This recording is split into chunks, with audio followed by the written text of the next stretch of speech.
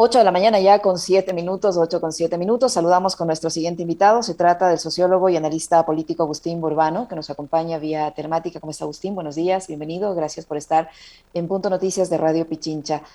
Tenemos ya 12 días de paralización y un país absolutamente dividido, polarizado entre grupos que reclaman derechos justos, por lo menos equidad, algo de justicia, equidad, y otros que reclaman también por la paz y por mantener su estatus de confort. Un país dividido, un tejido social destruido, ese es el saldo que nos ha dejado hasta ahora estos 12 días de paralización y posiciones polarizadas de lado y lado. ¿Qué futuro le ve usted a esta paralización, a la forma como se va a resolver, si es que se resuelve, y cómo va a quedar luego el país como tal, más dividido de lo que ha estado durante estos últimos meses y qué posibilidades hay de que esto se pueda recomponer? Yesenia, gracias por la invitación. Un saludo a ti, Alexis, a toda la audiencia de Saludos, Radio Agustín. Pichincha. Creo que igual que muchas personas no dormimos, creo que nos fuimos a dormir muy tristes, creo que nos levantamos tristes, creo que el país está de luto. Eh, creo que yo nunca pensé que iba a llegar a decir esto, pero hoy de mañana vi un tuit de una amiga que no necesariamente está en esta orilla ideológica y decía que están haciendo ver a Lenin Moreno como un gran estadista. Y suscribo completamente. Eh, el diálogo no surge de la nada, la propuesta por el diálogo no surge del aire. La propuesta del diálogo le incorpora en la vida política a Lenin Moreno, porque en los últimos años del gobierno de la Revolución Ciudadana se experimentó de manera despótica para muchos sectores del país. Entonces, el diálogo se volvió como una moneda de intercambio, como una estrategia de construcción de capital político. Ni bien llega Lenin Moreno al gobierno, el diálogo se desgasta. Demostró incapacidad plena para satisfacer un ápice de las demandas de la CONAIE. Y lo que no pudo hacer diálogo, lo que no pudo hacer Lenin Moreno, casi digo Guillermo Moreno, lo que no pudo hacer Lenin Moreno por el diálogo, lo sustituyó por el Estado prebendario. Y los acuerdos políticos que no pudo hacer, los convirtió en transacciones informales. Y así llegamos a la historia que todas las personas conocemos. Se repartió CENEL, se repartió SELEC, se repartieron las hidroeléctricas, se repartieron los hospitales, se repartieron las direcciones provinciales del MAG, se repartió el Estado. Moreno plantea el gran acuerdo nacional momentos antes de octubre, era la segunda fase del diálogo. El gran acuerdo nacional no pudo instrumentalizar una sola política pública y estalla octubre con todas las problemáticas y todos los malestares. Octubre lo meten debajo de la alfombra después de esa negociación fallida, frustrada con la mediación de Naciones Unidas y de la Iglesia, y lo digo y lo señalo, porque no se puede pretender que después de esa participación vergonzosa de Naciones Unidas y de la Iglesia, ambas actorías puedan aparecer en este momento como instituciones que van a gozar de la confianza de una parte importante de la ciudadanía para intermediar este proceso. Se mete debajo de la alfombra octubre. Moreno termina gobernando por un estado de excepción forzoso de la pandemia y llegamos al nuevo escenario electoral. Guillermo Lasso casi pierde la primera vuelta y para poder ganar las elecciones tuvo que hacer un cambio de estrategia, planteó el Ecuador del encuentro.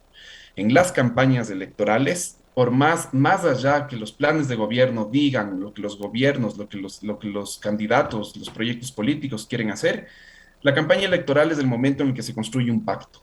Y Guillermo Lasso construyó un pacto con la ciudadanía que lo votó y ese pacto era el Ecuador del encuentro. Asumió la presidencia Guillermo Lasso, ganó las elecciones porque las ciudadanías creyeron en el Ecuador del encuentro y más allá del plan de vacunación, lo único que se ha encontrado es indiferencia, desidia y garrote. ¿Por qué hago este recuento histórico?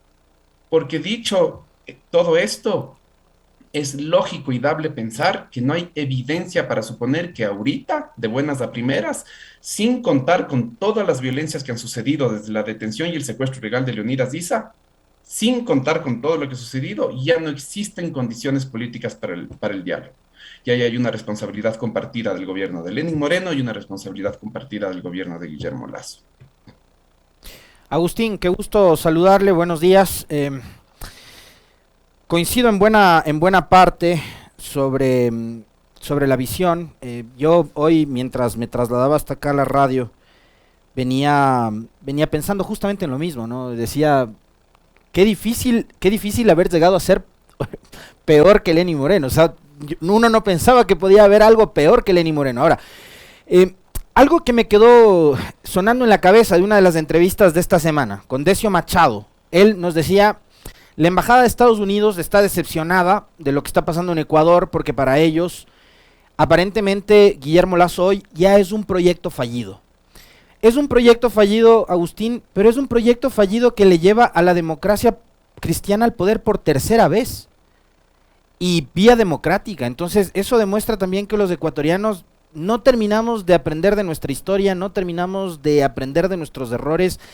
Y yo por eso el otro día hacía un comentario por el cual me dieron palo y recibo el palo, además déjenme decirles con todo el gusto del mundo porque estoy convencidísimo de lo que digo.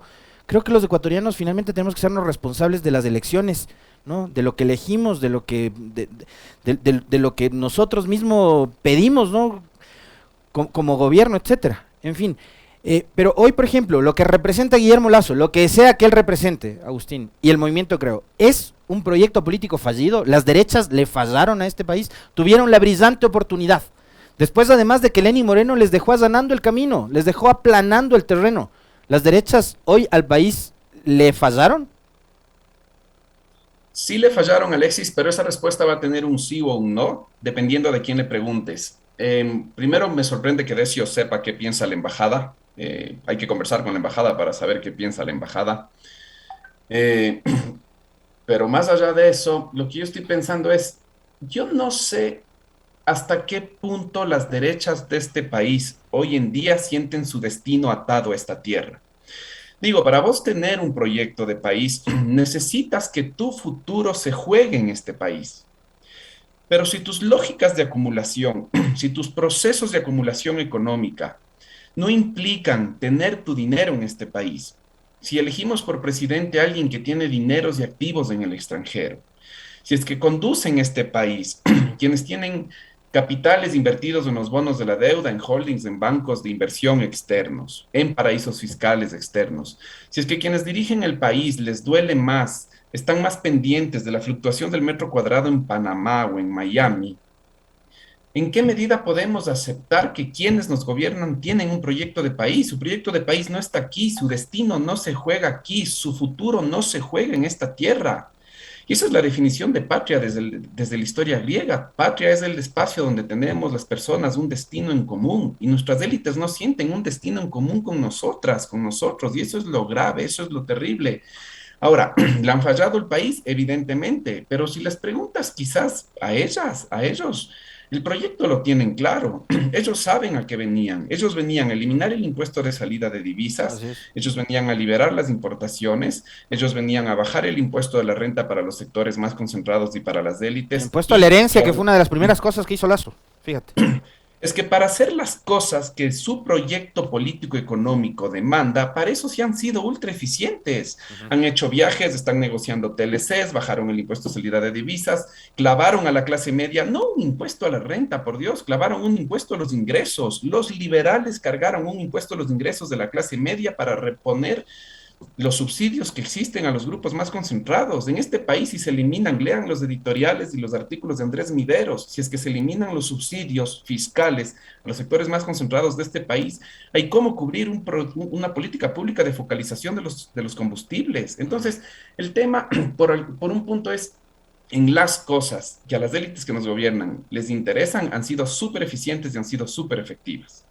El tema es que con eso no se logra sostener un proyecto de gobierno. Y ahí yo creo que hay dos límites más que tiene el gobierno, porque sí, el neoliberalismo muy complejamente puede sostenerse por la vía democrática, muy complicadamente. Yo no veo evidencia histórica de que el neoliberalismo se haya sostenido por fuera de la fuerza del garrote, pero tiene dos problemas más del gobierno. Y la primera es que hay una pata del gobierno que es fuertemente libertaria, fuertemente libertaria. Los libertarios, las libertarias no creen en el Estado. Si no crees en el Estado, no crees en la política pública como la herramienta de intervención y de organización desde el Estado, desde el gobierno a la sociedad.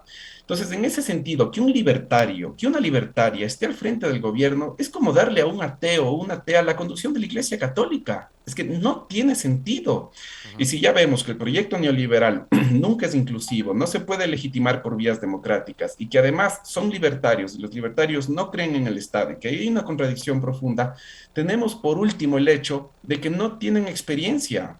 el gobierno autónomo descentralizado más importante que han gobernado, que creo ha gestionado es la prefectura de Loja. Y yo no veo a nadie de la prefectura de Loja en el gobierno. Entonces, no tienen la experiencia y cuando llegaron a las elecciones, ellos sabían que el país estaba atravesado por lo menos por 5 múltiples crisis. Teníamos crisis política, crisis económica, crisis social, crisis penitenciaria y de seguridad y crisis de salud pública.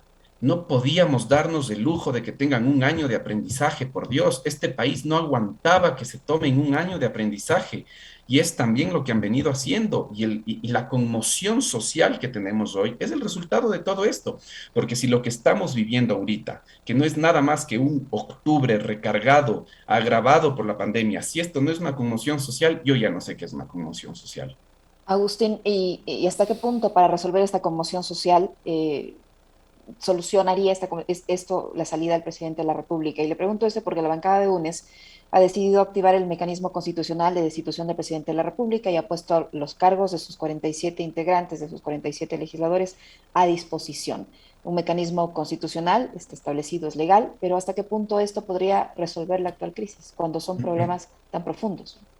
Te voy a responder la pregunta, Licenia, pero antes me voy a ir al diálogo porque faltó algo cerrar el diálogo. Yo sí creía al inicio, cuando salió el petitorio, la agenda, los 10 puntos de negociación de Conalle, que esto iba a poder encontrar una salida dialogada. Yo creí que eso podía ocurrir. Pero el gobierno empezó a tener una serie de hierros que fueron cerrando la vía al diálogo y de una forma hipócrita, mientras nos decía que estaba predispuesto al diálogo, por el otro lado, con el brazo izquierdo decía que estaba dispuesto al diálogo y con el brazo derecho no hacía nada más que agraviar y violentar al movimiento indígena y a la población. Yo solo planteo unos hitos: el secuestro y la detención ilegal de Leonidas Diza, la insistencia del gobierno que Leonidas Diza negocie con un juicio que está pendiendo de su cabeza y que se va a resolver en los primeros días de julio. El decreto de estado de excepción, el de borrador y el de verdad, que es para mí el decreto más restrictivo y más anticonstitucional que hemos tenido desde el retorno a la democracia hasta nuestros días. Yo leí ese decreto y no sabía si nos estaba gobernando Daniel Ortega o Guillermo Lazo. Después tenemos lo de la Casa de la Cultura, el histórico espacio donde el movimiento indígena delibera. Es que en el mundo mestizo o blanco no entendemos que la palabra del movimiento indígena es una palabra deliberada. Si van a negociar con el presidente Lazo, necesitan deliberar entre las organizaciones de primer grado, de segundo grado, las federaciones provinciales, las regionales, y con esa palabra deliberada y representativa ir a la mesa de negociación, y les quitan el espacio de deliberación. Y después empezamos a sumar, ya tenemos 5 personas fallecidas, desde las personas que ejercen el derecho a la legítima protesta. Tenemos más de 20 personas heridas de gravedad. Tenemos más de 79 violaciones a los derechos humanos. Entonces, yo creo que el gobierno se ha esforzado por cerrar la vía del diálogo. Ahora, como me preguntas, Diseña, ¿qué pasa con la muerte cruzada? Yo creo primero que aquí hay varias vías, ¿no? Pero si es que se llegara a activar el mecanismo del 130, numeral 2 de la Constitución, de la destitución del presidente en la Asamblea Nacional por estado de conmoción social, que para mí hay un estado de conmoción social, ¿por qué esto arreglaría el país? Yo creo que primero arreglaría el país porque esto se tiene que solucionar. Si es que no hay diálogo, esto se tiene que solucionar por los votos y no por las balas. En segundo lugar, porque el país está en una situación de tal gravedad que primero no nos podemos dar el lujo de ir en contra del espíritu de los tiempos, es decir, en todo el mundo para salir de la pandemia, para recuperar y restaurar y reparar los daños de la pandemia, hubo más intervención del Estado en la sociedad, excepto en Ecuador. En Ecuador nos fuimos por la austeridad fiscal, estamos en este momento de convulsión social y el gobierno saca un decreto de optimización del gasto público con el que va a haber más recortes y más despidos, solo para cumplirle una negociación que recién tuvieron con el FMI. Entonces también creo que necesitamos un gobierno que no se vaya en contra del espíritu de los tiempos y que haga lo que todo el mundo ha hecho para salir de la pandemia. Si todo el mundo ha provocado, ha gestionado, ha construido más Estado para, para salir de la pandemia, o aquí somos unos malditos genios que sabemos más que todo el mundo, o somos unos asnos. Y por lo que estamos viendo, por el sufrimiento social que estamos viendo, creo que es lo segundo. Creo que quienes nos gobiernan de verdad al ir en contra del espíritu de los tiempos son unos verdaderos asnos. Y perdón que diga esto, pero es que estoy realmente fastidiado y realmente dolido por lo que nos ha pasado en estos últimos 12 días. ¿Por qué más nos ayudaría? Porque necesitamos un gobierno con legitimidad. porque las decisiones que se tienen que tomar en este país requieren de un gobierno, de un músculo político, de una fuerza política que tenga el acompañamiento popular. Este gobierno no lo tiene. Un descenso del 70 al 17% en tu primer año de gestión es algo que no se ha visto en los 40 años de democracia, en los 42, 43 años de retorno a la democracia. Ujú. Ni Lenin Moreno. Lenin Moreno llegó a su segundo año de gobierno con el 40% de aprobación. No, esto es... Entonces sí creo que la salida es democrática, Ujú. creo que en cualquier momento de crisis hay que apostar por la democracia y si hay mecanismos institucionalizados de ejercicio de la democracia, hay que recurrir a ellos. Agustín, Aplicar los mecanismos de la Constitución no es golpe de Estado. Agustín, sobre eso quiero abonar a la conversación con ustedes a propósito de la pregunta que planteaba Licenia. Porque hace segundos nada más, la primera legisladora de Pachacutic en adherirse a la propuesta de la bancada de UNES de aplicar el 130 de la Constitución para destituir al presidente y convocar a nuevas elecciones ha sido Dina Farinango. No sé si los compañeros tienen ya y nos ayudan poniendo en pantalla el comunicado que hace pocos segundos nada más sacó Dina Farinango, legisladora de Pachacutic por la provincia de Pichincha. Ella dice: prefiero una muerte cruzada a la muerte de mis hermanos. Siempre lo he dicho, jamás negociaré con la sangre de mis hermanos. En este país debe primar la cordura y quien debería poner sus dotes de estadista, el presidente Lasso, está sumido en una burbuja que está destrozando el país. Responsable como soy y como joven que vine a la asamblea a desentar la política, pongo mi cargo a disposición. No podemos seguir viviendo al borde de una guerra civil entre hermanos ecuatorianos. Por lo tanto, apoyaré la muerte cruzada como una salida política a esta crisis que se le fue de las manos al gobierno. Soy gente de trabajo que vela por el desarrollo y la paz. Eso es lo correcto, coherente con mi pensar y mi discurso. Mi curul 36 la dejo en manos del pueblo que me eligió. Siempre caminaré con ellos y defenderé los intereses de las grandes mayorías.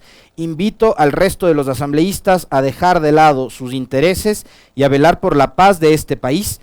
También dejo de manifiesto mi repudio a aquellos que llegaron al primer poder del Estado de la mano de los pueblos y nacionalidades y hoy andan conversando por debajo con el gobierno que nos está matando. La historia los sepultará en el olvido. ¿Qué decir de esta primera manifestación de una legisladora de la bancada de Pachacutic antes de la asamblea que tengo entendido que van a llevar a cabo hoy, donde se van a juntar la CONAIE con los legisladores de la bancada de PK? ¿Qué decir de esto, Agustín, y de esta postura de Dina Farinango?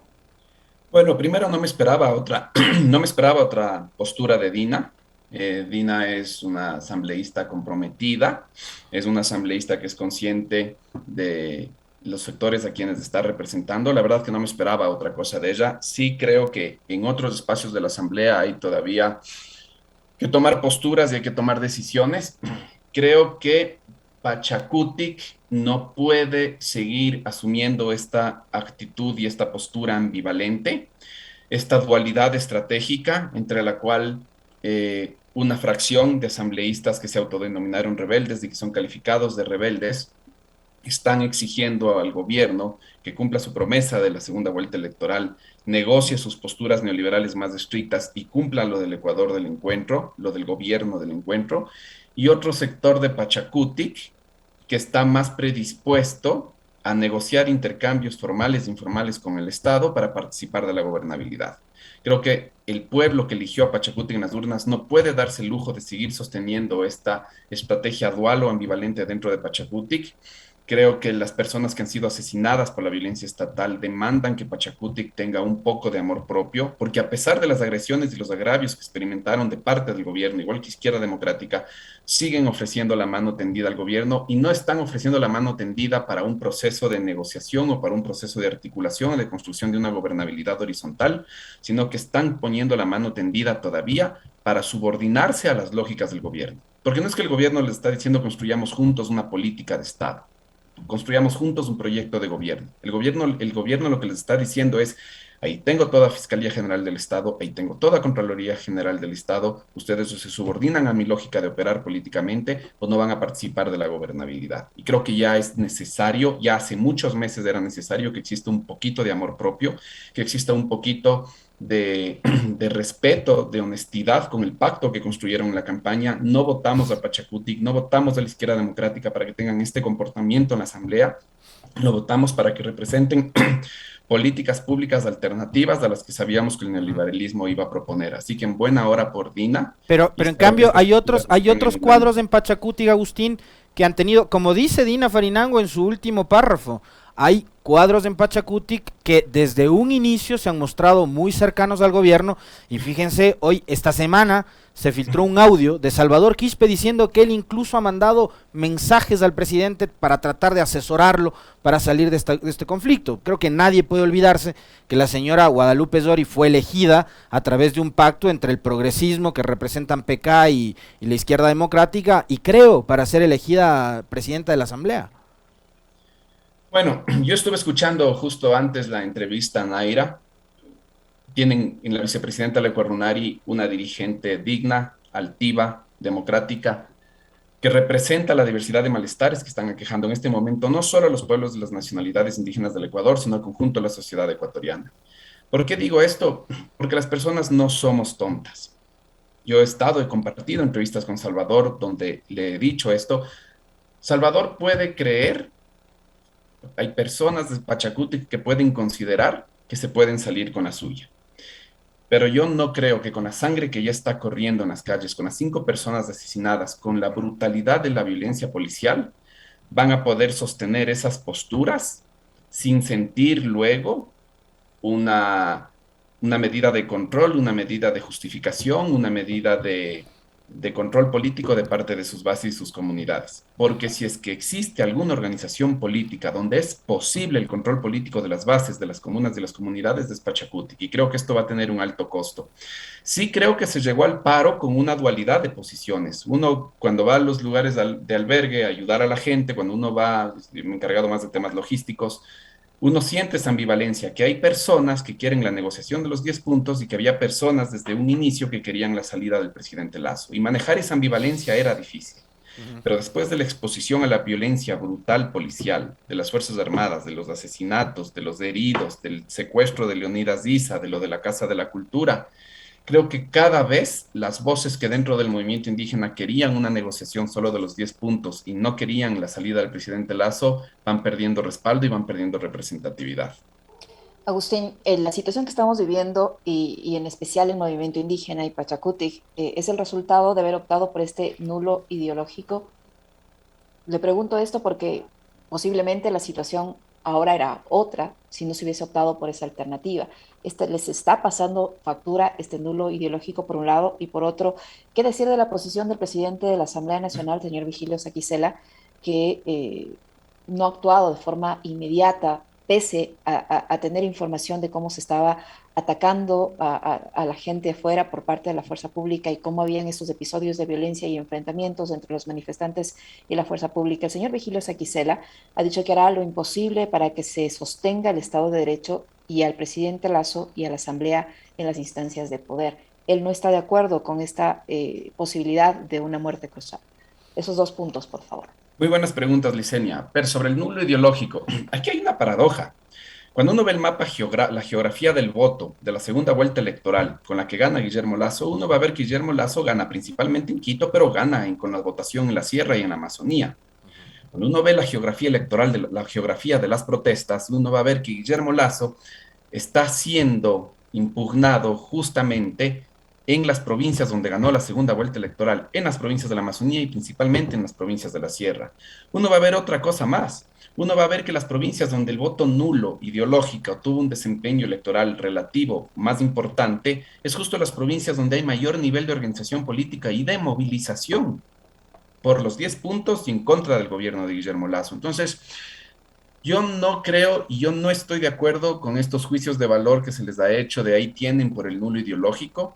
Creo que el nulo ideológico era el resultado de una decisión colectiva de algunas redes del movimiento indígena, de decir, UNES no ha hecho lo necesario para sentirme o para que nos sintamos incluidos en su proyecto político. Yo leo en el nulo ideológico una incapacidad de UNES de incorporar a una parte importante del movimiento indígena en su proyecto, más que una decisión equivocada del movimiento indígena, porque el movimiento indígena votó a conciencia en parte por el nulo ideológico, en parte por la promesa que hizo Guillermo Lazo del Ecuador del Encuentro, No le resultó y a un año de esas elecciones están pidiendo rendición de cuentas. Entonces, me parece que ese es el ejercicio de la democracia y eso es lo que te diría respecto a lo primero. Respecto de la postura de Virgilio Saquicela, yo hoy va a ser un día muy clave, no tenemos la bola de cristal.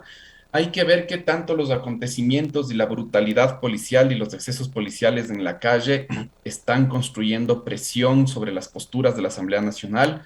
Hoy se harán mapeos en la mañana, se harán mapeos en la tarde, se verá cómo están las predisposiciones de la Asamblea. De seguro los hombres del maletín van a empezar a circular los pasillos, de seguro se va a acelerar esto del estado prebendario. Habrá quienes quieran negociar beneficios particulares con la sangre de las personas muertas, asesinadas que están en las calles en sus manos. Eso habrá que ver. Yo no me quisiera adelantar. Lo único que me atrevería a solicitar y demandar al presidente Saquicela es que vele por el debido proceso y porque no se le ocurra poner, como se le ocurrió a Guadalupe Llori, obstrucciones ilegales y leguleyadas para detener el normal funcionamiento de la Asamblea Nacional. Estamos en un momento histórico y político del país en el cual no nos podemos permitir estas vivezas criollas al margen de la ley, como de la que hizo gala Guillermo Lasso con la derogatoria del estado de excepción y la sanción de un nuevo estado de excepción. Esas vivezas criollas ya no nos podemos seguir permitiendo. Y la ciudadanía está movilizada y va a estar Agustín, observando. ¿quién está torpedeando dentro del gobierno esto? Porque lo que pasó ayer fue bastante extraño. O sea, yo mordí el anzuelo, ¿eh? Yo dije, qué gran paso el que se ha dado, ceder el arbolito y ceder la Casa de la Cultura, que fueron de las primeras demandas que Leonidas Issa expuso un día antes, ¿no? Y sale Jiménez y se le ve a él predispuesto a ceder estos espacios como un primer paso para sentarse a dialogar. Pero de pronto estallan las bombas y las bombas no paran todo el día.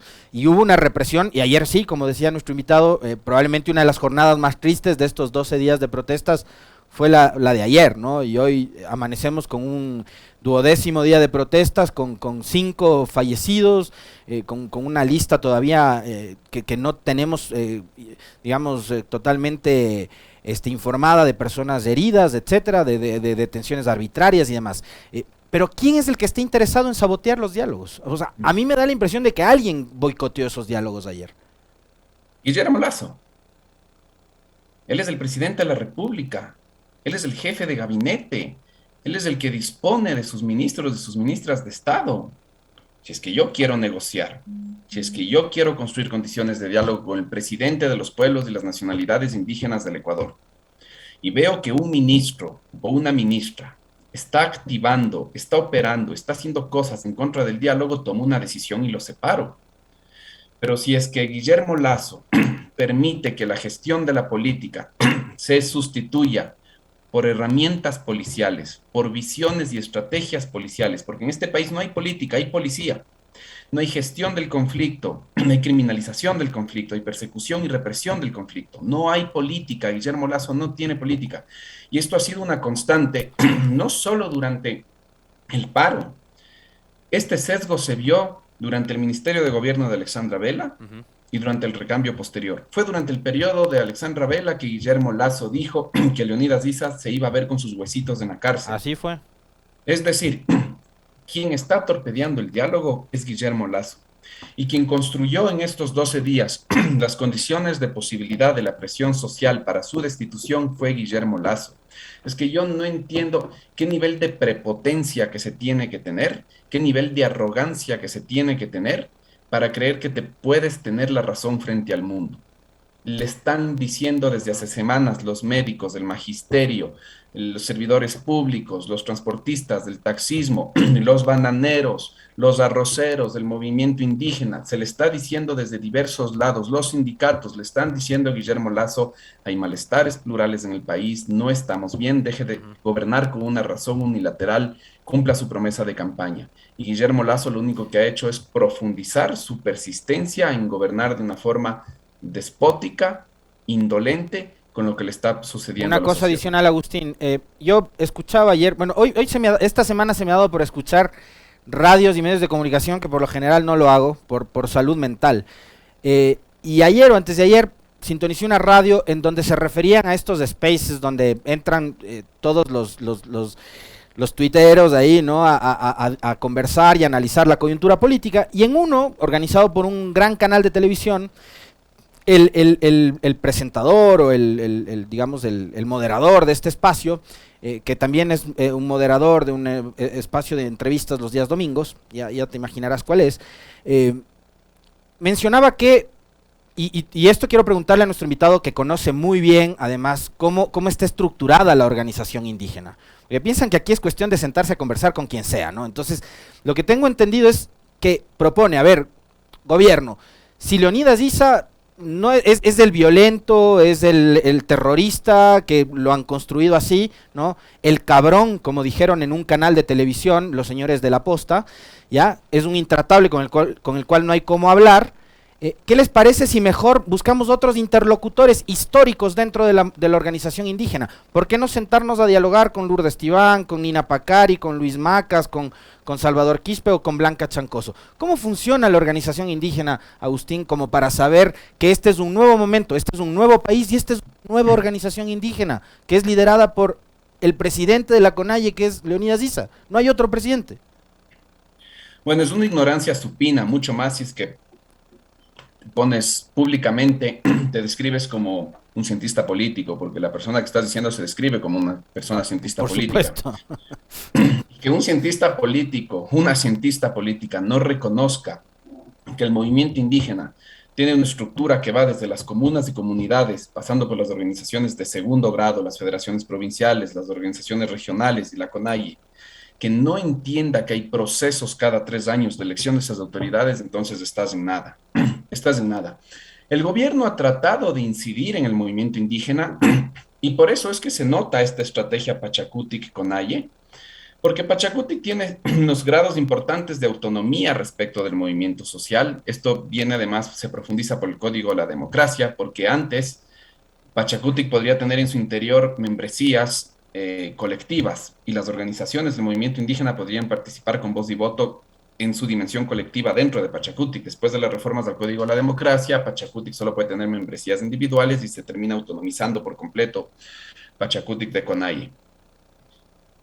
Ha tratado el gobierno de buscar mediaciones o interlocutores que tengan cierta representatividad popular en Pachacutic, pero más allá de eso no pueden pasar y recurrir a figuras históricas como tú mismo has dicho, Blanca Chancosa, Nina Pacari, Luis Macas, qué sé yo. Primero que no entra en la lógica indígena. La palabra, por más representatividad histórica, por más autoridad moral que su palabra tenga, políticamente su palabra no va a poder ser representativa de las dinámicas organizativas actuales. Así que eso, ahondarnos sobre eso es, la verdad, es darle mucha entidad a una reflexión que no tiene mucho condumio y que no va a tener significado tampoco ni importancia dentro del movimiento indígena. Así que yo creo que le dejaría ahí, la verdad. Muy bien, gracias, Agustín. Quería la respuesta a una propuesta que me parecía además descabellada, ¿no? Precisamente por eso, por el desconocimiento y la ignorancia de cómo funciona la organicidad dentro del movimiento indígena. Muy gentil, Agustín. Pero también el racismo, porque claro. se le ocurre a ese periodista que alguien del movimiento indígena va a decir, no, no vamos a conversar con Guillermo Lazo, vamos a conversar con un líder histórico del neoliberalismo como es Jaime Nebot. Venga, Jaime, sentémonos con usted, vamos a negociar. ¿Se le ocurre a este periodista que eso va a suceder? No, entonces ahí también hay lógicas de incorporación y de naturalización del racismo. Entonces, no hay mucha entidad que darles. Correcto. Muy gentil, Agustín.